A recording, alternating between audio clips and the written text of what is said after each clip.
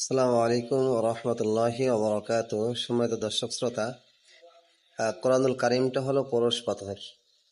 যেই পরশ পাথরের সাথে মিলিত হয় আল্লাহ তাআলা তার দামটাও বাড়ায় দেন। তো ঠিক তেমনিভাবে রমাদান আল মুবারকের প্রথম থেকে শুরু করে আজ এই 26শে রোজা, 27শে তারাবিতে আমরা অধিকাংশ মসজিদে যেখানে খতম তারাবি হচ্ছে, তো অধিকাংশ মসজিদে আজকের মধ্য দিয়ে খতম শেষ হয়ে গেছে আলহামদুলিল্লাহ।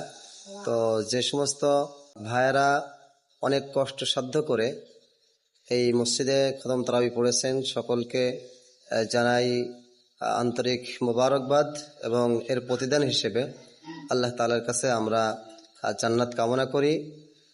সম্মানিত দর্শক শ্রোতা, কোরআনুল কারীমের সাথে আমরা সম্পর্ক রাখবো, বেশি বেশি তেলাওয়াত করব, তেলাওয়াত শুনবো। বিশেষ করে যারা আমরা পড়তে পারি না বা পড়া সহি না, তো আমরা রমজান মুবারকে খতমে কোরআন, খতমে তারাবির মধ্য দিয়ে আমরা যেন এটা শ্রবণ করতে পারি।